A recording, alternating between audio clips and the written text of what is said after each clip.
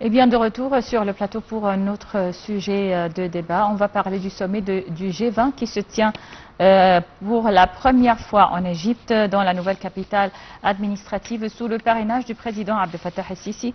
Et cet événement organisé hors des pays membres depuis la création du G20 en 1999, réunit ministres des Finances, du Développement et représentants d'institutions internationales en coordination avec la présidence sud-africaine du groupe du G20. Pour parler donc de ce sommet, on a via Zoom Dr Raouf Ghafar, qui est professeur d'économie politique. Bonjour monsieur. Bonjour. Bonjour Dr Raouf Ghafar. Alors, je vais commencer par cette question concernant donc l'organisation pour la première fois d'un tel sommet, le G20 en Égypte. Pourquoi donc c'est considéré comme historique et pourquoi l'Égypte a été choisie pour accueillir ce sommet? Bon, nous savons que le G20, le G20, l'Égypte n'est pas un membre dans le G20. Ce sont les pays qui ont les plus grandes économies, etc. Mais le fait qu'on a choisi l'Égypte pour ôter une telle importante conférence, un tel important sommet, c'est justement à cause de la position de l'Égypte. Tout le monde regarde l'Égypte comme une force régionale redoutable qui représente une importante, comme je dis, position sur le plan Moyen-Orient, sur le plan africain et sur le plan même mondial. C'est pour ça que, à mon opinion, on a choisi l'Égypte pour cette importante conférence. Oui. Docteur Raouf Ghafar, le sujet principal donc débattu lors des séances de ce sommet du G20 en Égypte, c'est la sécurité alimentaire mondiale. Et comme vous le savez, il y a beaucoup donc de problèmes, beaucoup de défis qui affrontent et qui font face à la sécurité alimentaire mondiale aujourd'hui. Quels sont ces problèmes ou ces défis? Bon, en premier lieu, les défis, les guerres, par exemple, la guerre entre l'Ukraine et la Russie ont représenté un défi très important, très dangereux. Les lignes d'approvisionnement ont été retardées et ça s'est reflété directement sur justement l'alimentation et la sécurité alimentaire partout dans le monde. Oui, surtout que ces deux pays, l'Ukraine et la Russie, exportent une importante quantité de céréales. Absolument. Ce sont des deux plus grandes sources sur le plan mondial. D'autre part, certainement, il y a beaucoup d'autres défis comme le financement.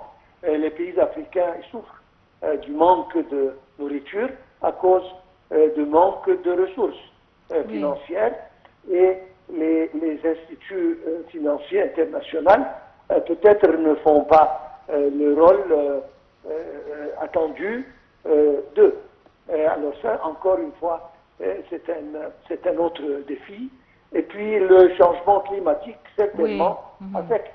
Il y a des pluies qui ont cessé, il y a des ressources naturelles qui ont passé. Donc, encore une fois, ça représente un défi redoutable et important. Espérons que les guerres, voilà, je pense que d'ici quelques mois, on va aboutir à une, disons, solution pour arrêter la guerre entre la Russie et l'Ukraine d'un côté. Et on a discuté justement le changement du système financier international de façon à ce que les institutions financières doivent changer un peu leur politique envers les pays en voie de développement pour leur présenter des offres meilleures et des conditions meilleures pour le financement. Oui, docteur Raouf Gafar, parmi donc aussi les problèmes ou les défis auxquels la sécurité alimentaire mondiale fait face, c'est le manque d'eau. Quelle est la raison donc de cette manque d'eau et quels sont les pays qui souffrent de ce problème? Bon, à mon opinion, il y a deux aspects. Premièrement, comme je viens de dire, changement climatique qui a affecté. Il y a les saisons pluviales ont changé. Il y a beaucoup de pays qui dépendaient sur la pluie. Ça a changé. Et Oui. maintenant, ils ont peut-être un manque de pluie et par conséquent une pénurie d'eau. Et ça, c'est un problème très, très, très dangereux. Oui. D'autre part, il faut encore une fois aboutir à une solution qui soit juste à propos de la gestion des ressources à eau dans le monde entier. Je parle particulièrement maintenant le problème du barrage de Renaissance et les décisions unilatérales des pays de source. Donc, ça doit changer de façon à ce que chaque pays doit avoir la portion dédiquée à ce pays sans manque et qu'il n'y a pas d'un pays qui monopolise cette ressource et donne ses instructions qui prend ça et qui ne prend pas ça. Donc ça, encore une fois, c'est une chose qui représente un danger, je ne veux pas dire un défi, et qui doit être régularisé d'une manière ou d'une autre sur le plan international. Donc, à mon opinion, ce sont ces deux problèmes à propos des ressources en eau. Oui, et concernant toujours les sources en eau, est-ce que vous voyez que jusqu'à présent, on n'a pas profité, les pays où il y a des pluies torrentielles, où il y a des inondations, on n'a pas pu profiter de cette grande quantité d'eau, de pluie et aussi les pluies artificielles. Est-ce qu'ils ne sont pas donc bénéfiques jusqu'à présent dans le domaine donc de l'agriculture? Absolument. Je pense que les pluies artificielles elles sont très coûteuses et ce n'est pas très pratique de générer ce genre de pluie. Mais encore une fois, même la désalinisation des eaux de mer, etc., toujours c'est coûteux. Donc, il doit y avoir, comme je viens de dire, une solution de façon à ce que la gestion des ressources en eau doivent être mise en place d'une manière juste et qui, justement, permet à tous les pays d'avoir une quantité raisonnable et une quantité disponible pour ses besoins. J'espère que les changements climatiques changent pour le mieux et que les pénuries d'eau diminuent au moins et que les conditions soient plus favorables pour les pays qui souffrent de ceci.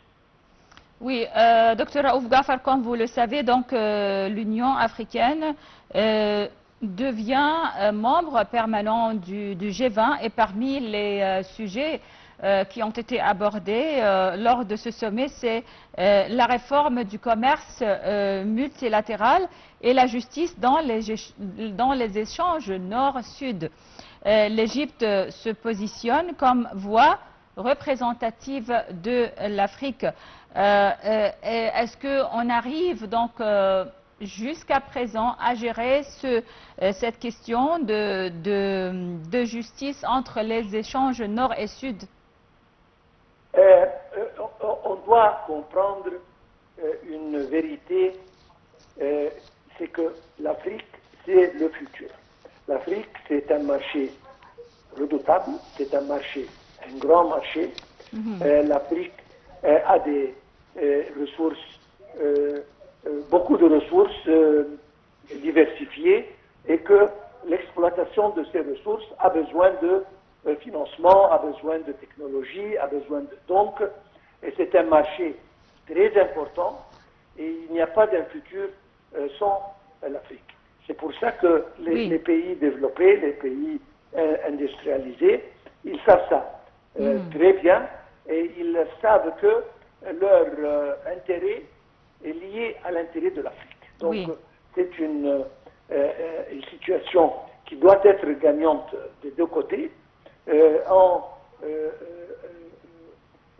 donnant le coup de main sur le plan financement, technologie, savoir-faire, etc., aux pays africains, de manière à ce que, premièrement, on peut développer ces pays d'un côté, et de l'autre côté, c'est un marché, comme je viens de dire, un grand marché qui peut représenter un grand intérêt aux pays industrialisés. Donc, ça va sans dire que cette coopération entre le Nord et le Sud doit prendre place le plus tôt possible. Oui, c'est pour cela que l'Union africaine donc, est censée jouer un rôle très important donc, en tant que, après son adhésion en tant que membre du G20. Absolument, absolument. Oui. Et cette importance augmente d'une année à l'autre. Oui. Donc, vous avez raison, et oui, l'Union africaine, les pays africains globalement doivent avoir un mot entendu sur le plan commerce. Et je pense surtout l'Égypte, parce que l'Égypte représente toujours l'Afrique, les pays africains. Absolument. L'Égypte, c'est un des plus grands pays africains. La géographie donne à l'Égypte une position très importante. C'est la porte pour l'Afrique, que ce soit import ou export. Nous avons le canal de Suez, donc nous représentons un poids très grand sur le plan africain et régional. C'est pour ça que, quand on parle de l'Union africaine, l'Égypte émerge très clairement, et nous devons être toujours dans la première position sur le plan africain et les représentations africaines dans le commerce et dans toutes les associations et même les conférences mondiales qui ont à faire avec l'avenir du commerce international. Oui, docteur Raouf Ghaffar, professeur d'économie politique, merci beaucoup pour votre intervention et passez une excellente journée. On enchaîne donc avec un autre sujet, c'est le tourisme et le climat et l'impact du climat ou du changement climatique sur le tourisme. On va regarder ce reportage sur le changement climatique qui menace le tourisme mondial et redessine les destinations touristiques. Le changement climatique constitue un défi mondial qui affecte bien sûr divers secteurs économiques, et le tourisme figure parmi ces secteurs les plus directement touchés par ce phénomène de changement climatique. Shahinaz Ismail va nous donner plus de détails dans ce reportage.